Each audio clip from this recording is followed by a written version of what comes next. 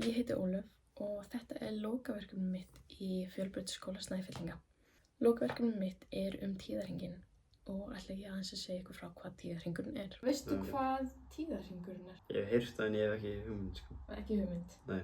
Fyrsta stig tíðahringsins er þekkt sem blæðingar.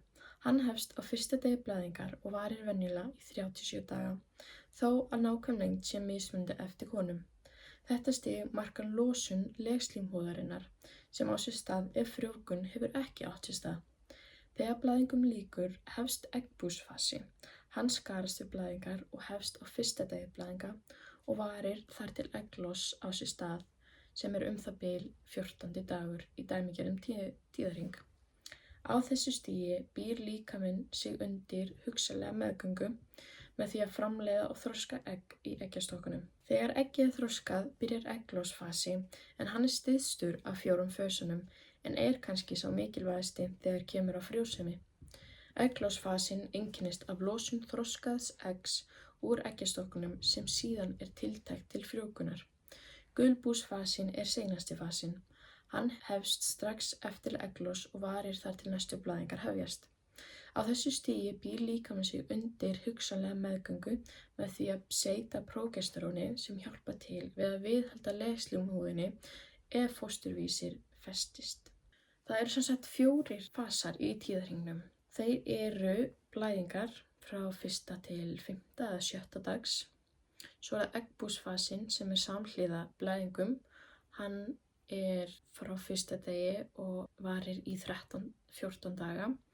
Eftir það er það egglosfasin og hann er frá 14. til 16. degi tíðahringsins og svo er það gulbúsfasi og það er frá 16. til seinasta dags tíðahrings sem er þá þegar blæðingar hefja aftur. Þannig endurtekur tíðahringurinn sig. Hann byrjar á blæðingum og lýkur á blæðingum og þá markast nýr tíðahringur. Svo er það spurningin hvernig kynhormónar hafa áhrif á andlega vanlíðan okkar og heilsu á meðan tíðahringnum stendur. Það eru flestar stelpur sem ég þekki sem hafa heyrt setninguna ertu á túr af því að þú ert kannski smá pirruð eða reið. En það gæti verið ástæða bak við það en það er mjög persónubundið.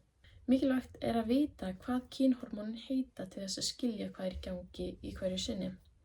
Hormónin eru eftirfarandi: estrógen, prógesterón og testosterón. Þau eru framleidd í eggjastokkunum og hafa nánast áhrif á allar frumur líkamans. En það er einstaklingsbundið hversu mikið konur finna fyrir þessum áhrifum. Síðan eru það stýrishormónin FSH og LH. Þau eru mynduð í heiladingli og stýrist framleiðsla þeirra hverju sinni af magni kynhormóna. En hvernig hafa þessi hormón áhrif á okkur og af hverju finnst okkur eins og við séum stundum bara orkulausar? Á meðan á blæðingum stendur er estrógen og prógesterón í lágmarki. FSH fer að hækka og örvar þroska eggbúa í eggjastokkunum. Skerpa okkar og vitfærni eykst í þessum fasa. Síðan er það eggbúsfasin. FSH heldur áfram að örva þroskun eggbúa sem veldur því að estrógengildi hækka og prógesterón er áfram lágt. Estrógen er uppbyggjandi hormón, örvar taugaleiðinni og eykur vellíðan og orku. Í egglosfasanum er estrógen og LH að ná hámarki og það verður egglos. Eftir egglos fellur estrógen aftur og prógesterón fer að hækka. Að lokum er það gulbúsfasi. Eftir egglos verður eggbúið að gulbúi sem mynda prógesterón. Prógesterón hækkar áfram í gegnum þennan fasa og býr legslímuna undir mögulega þungun. Estrógen hækkar aftur en ef það verður ekki þungun lækka gildi þessara hormóna. Legslíman brotnar niður, það verða blæðingar og nýr tíðahringur hefst. Veistu hversu mikið blóð konur missa á túr? Ég myndi giska að sé 200 millilitrar. Konur missa að meðaltali 35 millilítra af blóði en allt frá 10 til 80 millilítra er talið vera eðlilegt magn. Það er mikilvægt að hafa í huga að þetta er ekki bara blóð sem kemur, heldur líka legslíman sem er að brotna og losna. Af hverju er lengd tíða og blæðinga mismunandi hjá sumum konum? Tíðahringurinn oft mislangur milli kvenna og stundum hjá sömu konunni. Að meðaltali er talið 28 daga tíðahring en fæstar konur hafa reglulega 28 daga tíðahring. Lengd tíðahrings virðist breytilegur eftir aldri. Fyrstu árin eru breytingar miklar á tíðahring eftir að konur hefja blæðingar og síðustu árin fyrir tíðahvörf. Á þessum 2 aldurskeiðum er tíðahringurinn almennt lengri og það er líka mikil breytileiki milli þess hjá einstökum konum. Hvað eru túrverkir? Er það ekki maður fær bara eitthvað verki eða eitthvað? Já. Hvernig verki? Hvað eru þessi verkir? Hvað þeir? Já. Bara í líkamanum. Eins og svo margar stelpur og konur þá upplifa flestar túrverki. En hvað eru túrverkir og af hverju gerast þeir? Hvað er í gangi þegar við finnum fyrir túrverkjum? Túrverkir sem eru vegna eðlilegra blæðinga, sem sagt ekki vegna sjúkdóma eða neins annars, eru algengastir meðal ungra kvenna. Verkir eru vegna vöðvasamdrætta í leginu og eru líkir fæðingarhríðum en ekki eins slæmir. Þessi samdrættir í leginu tengjast efnum sem kallast prostaglandín. En það eru efni sem meðal annars taka þátt í loka æðum til þess að koma í veg fyrir mikil blóðlát þegar að slímhimnan legsins losnar við upphaf tíðar. Hvað er útferð? Útferð er slímkenndur vökvi sem kemur úr kynfærum okkar. Eðlilegt er að útferð byrji úr leggöngum á kynþroska árum þegar að blæðingar eru byrjaðar. Flestu konur eru með útferð næstum daglega en lyktin og magnið er mismunandi eftir konum. Útferð er líkamans leið til að halda leggöngum heilbrigðum og hreinum, fyrirbyggir og veitir vörn gegn sýkingum og veldur raka í leggöngunum. Tíðahvörf og breytingaskeiðið. Tíðahvörf er þegar blæðingar hætta. Það er náttúrulegt ferli sem allar konur fara í gegnum á einhverjum tímapunkti. Þetta gerist af náttúrulegum orsökum þegar eggjastokkarnir hætta að framleiða egg og þannig hætti framleiðsla hormóna í eggjastokkunum eða ef eggjastokkarnir eru fjarlægðir eða eyðileggjast af öðrum ástæðum. Samkvæmt skilgreiningu er kona komin í tíðahvörf þegar það er ár liðið frá síðustu blæðingum. Meðalaldur við tíðahvörf er 51 árs og tíminn upp að því kallast breytingaskeið. Á breytingaskeiðinu fylgja flöktandi hormónagildi sem geta verið í mörg ár. Það er mjög algengur misskilningur að halda að blæðingastopp sé fyrsta einkenni breytingaskeiðisins.